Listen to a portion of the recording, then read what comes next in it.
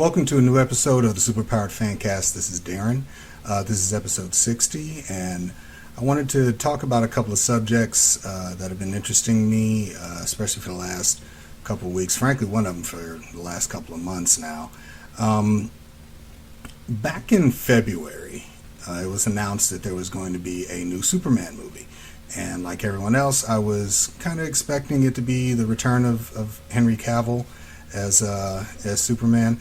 Unfortunately, that didn't happen. In fact, what it looks like is Warner Brothers and DC, they've brought in writer Ta-Nehisi Coates and producer J.J. Abrams, and they're going to do a black Superman story.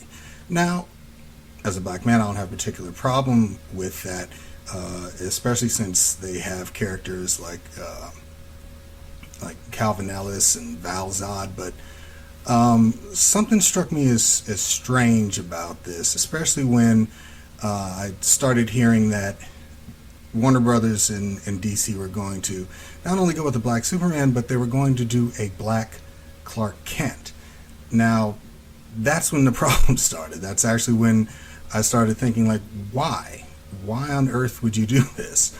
Like, why would you do a black version of Clark Kent? It just didn't make any sense to me, especially since, I mean, again, you have Calvin Ellis, who not only is Superman, but is also the president. Like, there's a whole bunch of story that can be told from that. I mean, you can tell a lot of different types of stories. You can tell a brand new story, a brand new original story from that. You don't have to take the Richard Donner template for Superman. You don't have to take any other template from Superman. You could actually tell a unique and different and enriching and engaging story about a character like Alice. You can even if you wanted to take the Clark Kent element and have it as part of the story, you can tell the Val Zod story. I mean, he was adopted by Jor-El and Lara. He was sent to Earth along with Kal-El. I mean, so you can have that story as well. And one of the things that was interesting in that story is that, especially in the Hollywood Reporter, was they were talking about that Coates has the insight and experience to delve further into this line of thinking, not simply through a Superman who presents as white, but one who presents as black. Now, unfortunately, that's exactly what it feels like. It feels like they're just making a Superman who's black. They're telling Clark Kent's story as if he was black. And that doesn't make sense to me, because, I mean, there's no way that a character, like, even from the basic elements of Clark Kent's story, like, there's no way, in my opinion, that you can have that story have the kind of perspective that a black character would bring to it, or tell the kind of story. Like, I mean, Clark Kent's a farm boy from Kansas. Like, how are you going to tell that story with a black character? And are you just going to tell that story? Like, I mean, is he going to run into racism as when he tries to become a journalist? Will he only cover black stories and black issues as a journalist? I mean, it's strange, and I know it sounds limiting, but the problem I see is that it looks like they're, rather than going with perspective, they're going with parody. It's like you're taking this character and just slapping a black face on him and saying, hey, you know what, here you go. And considering the problems that Warner Brothers has had with representation, especially what's been going on with Ray Fisher, like, it would behoove them to really kind of rethink this story. Now, I know that before, people get in the comments and start talking, especially the ones I don't want to hear from, the ones that are going to compare this to black characters like Miles Morales and Sam Wilson and Riri Williams. I'm going to tell you something right now. Those characters, see, that's actually been another problem that I've had, is people looking at black characters and saying they're just making a white character black, and that's completely different. If you actually bother to read the comics and learn about these characters, they may have some of the same powers as their white counterparts, but their perspectives and histories are different. They're completely different characters. Like Miles Morales is not trying to be a black Latino version of Peter Parker. You understand? Like Miles doesn't have to deal with losing his Aunt May and losing his Uncle Ben and all that. Like he has two parents. He has to deal with the experience, especially lately, of having his parents know his secret identity, like know that he's a superhero, and having to deal with that at home. That's a completely different story. It's a completely different narrative for two characters who happen to have at most the same type of powers. I mean, even looking at Sam Wilson, like Sam is not trying to be Steve Rogers. Their experiences are completely different. Their lives are completely different.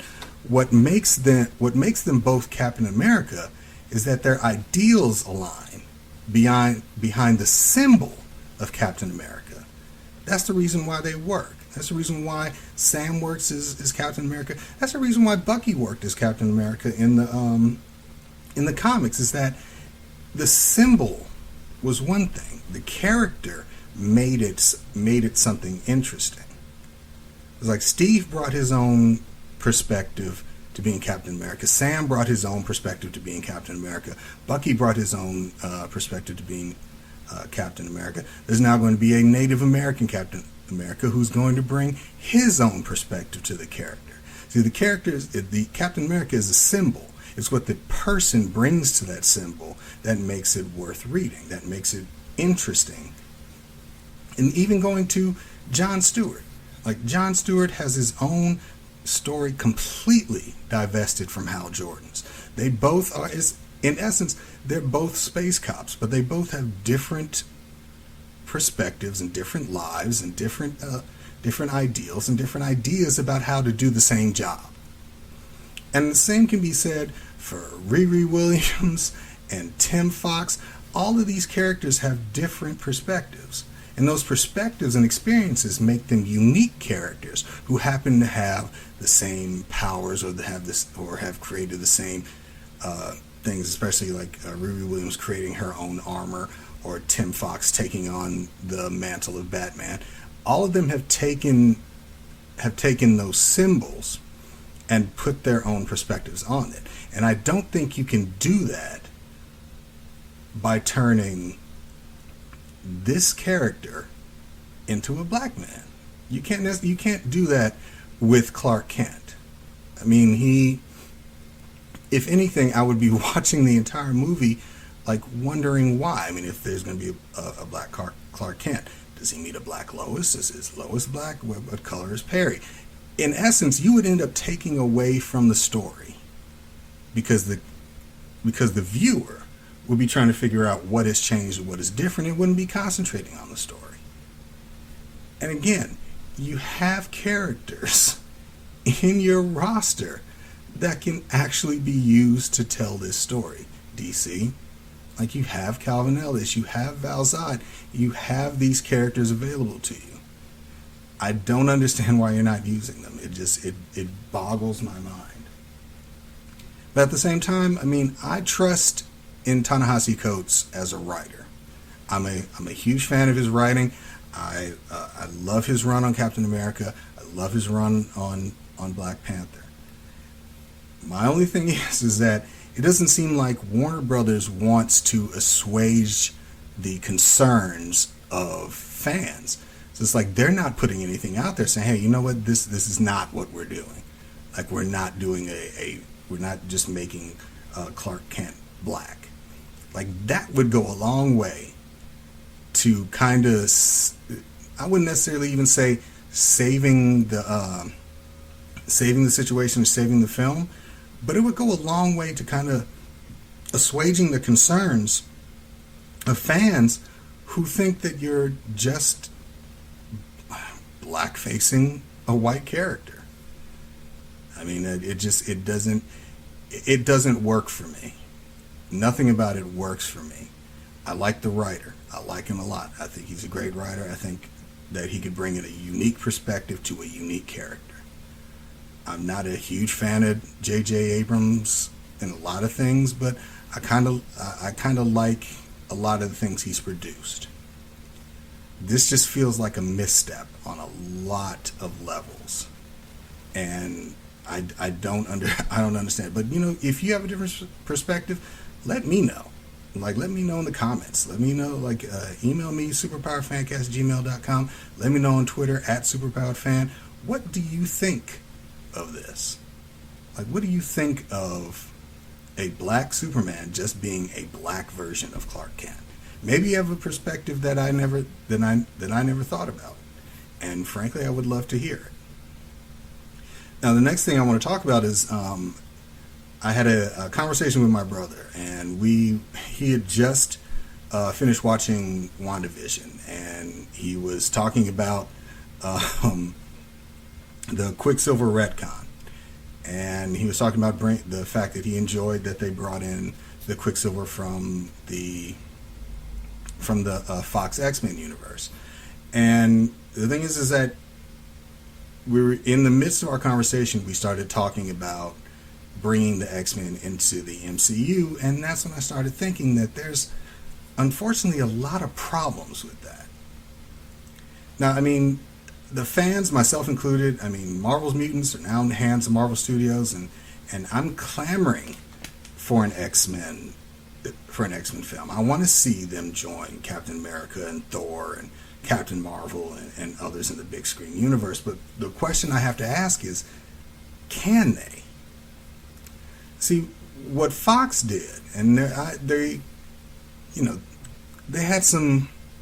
a lot of problems with the Fox films. There were some I enjoyed, some I didn't. The timeline screw-ups are legendary. I can't even get into what they've done with the universe that they created, but the one thing that they had right was, with the exclusion of all other characters, they had a singular universe for their characters. Now, how does that work versus the shared universe of the Marvel Cinematic Universe? Now, one of the issues I have is that one of the main issues I had with the Fox X-Men movies was they focused their franchise on one character. The first films were all about Wolverine. He was in essence, he was the lens for which we saw the rest of the world. He was our way into this universe. All the films were about him, wrapped around him, including to the point where he had his own solo films. But that's what they did. They made the entire run of their films about Wolverine's journey. And then the next films, when they started doing prequels and Dark Phoenix, that they made all the films about Mystique. So again, you had the same formula, just with a different character. And the problem that they had was that all the main characters got sidelined to concentrate on stories about Wolverine and Mystique. So the problem I have is, how do you take those characters and put them into the Marvel Cinematic Universe and have it make sense? And the biggest problem I have, and I know this is going to rub some people the wrong way, is that the X-Men are not really superheroes. Not in the classic sense. Not even not the literal sense. They don't go out and necessarily. They don't foil bank robberies. They don't stop international terrorists. In fact, most of the time they're considered terrorists because the world sees all mutants as terrorists or as the enemy. But the biggest problem that the X-Men have is internal. They have a world that hates and fears them because they're mutants. And because of that, their struggles are internal struggles. They were created in essence as a tactical response team, and I'll get into that a little bit later. But their struggles have always been mutant versus mutant. their first like real outing was them versus Magneto. He was committing a terrorist act. They were sent out to stop him, and that's the crux of what they've really been about. Is just stopping other mutant threats. In fact, they were basically created to do that. Like Charles Xavier created his X-Men in order to, yes, defend humanity from mutant threats, but also to rescue mutants from oppressive humans. So, I mean, how do you create that story in the MCU when you have no precedent for it? Like, there's no anti-mutant sentiment. There are no mutants. So, how does that work? I mean, again, you're going into the struggle is that they, in essence, always face fellow mutants for the most part. The threats against them and threats against the world committed by mutants. So if you have no history of mutants in the MCU, how do you bring a mutant team forward in the MCU and have it make sense? I mean, it's a big question. Like, how do you translate that story? I mean, again, they're a tactical response team for the most part. Like, they stop mutant threats, they protect innocent mutants, but they don't go out and necessarily affect anything else in the rest of the world, which is one of the reasons, again, why they were historically seen as terrorists themselves. Because there was no trust there, and that was fine. That was part of it. Like, you would have to create a world within the MCU where anti-mutant sentiment was growing, where there was anti-mutant sentiment in the first place. There'd have to actually be mutants to hate. So you'd have to create a justification for it. Now, my idea is that you more than likely would have to take the Falcon and Winter Soldier, Ms. Marvel, Armor Wars, like, bent. You would have to, in essence, do the X-Men as a TV series, as a limited series. Because there'd have to be a way and a reason for them to make it to the big screen. You would have to establish the characters. You'd have to establish their struggle. You'd have to establish their place in the world. You'd have to establish their place in the larger world. And then once you do that, then you can bring them into the bigger universe with a film. In essence, like, you have to build the X-Men from the ground up. Like, you couldn't just, like, I know there are a lot of people that just think, hey, you know, it would just, the multiverse saves all, or the multiverse solves all problems. But that would be a cop-out, in my opinion. It just would. Because in essence, what you're saying is that I don't trust you as a viewer to follow these characters, to believe in their struggle, and to have any engagement or investment in their adventures. What I'm saying is, it would just be like, here are mutants. This is what you wanted, and this is what I'm giving you. So the biggest problem I have with the X-Men in the Marvel Cinematic Universe is that there's a hard way for them to get in. And there's not a whole lot of wiggle room considering what's already been established over the last 10 years. Like, you can't just automatically slide them in fact, what you would have to end up doing is almost making them a threat. Like, you would have to kind of set the X-Men as bad guys and then have, like, the Avengers or the bigger Marvel universe come to realize that they're not, because they couldn't just show up one day. So I mean, at least that's just my opinion. And again, I could be wrong. If you have a theory or a way that the X-Men could come into the Marvel Cinematic Universe that makes sense, character, story, and story wise, I would love to hear it. Let me know in the comments. But again, it's a hard sell. It's a hard sell for me, and I want to see it. I love the X-Men. I love the allegorical nature of it. I love the allegorical nature of the fact that it's about civil rights, that it's about hatred, it's about overcoming hatred. But it has to happen organically. Like, it can't be forced. Like that's the only way that it make it any way, shape, or form relevant or engaging to me as a viewer, is that it has to happen organically. You can't just give it to me and think, oh, okay, and think I'm just going to accept it as is. Especially with everything that Marvel has done over the last 10 years, setting up this universe and these characters that we care about.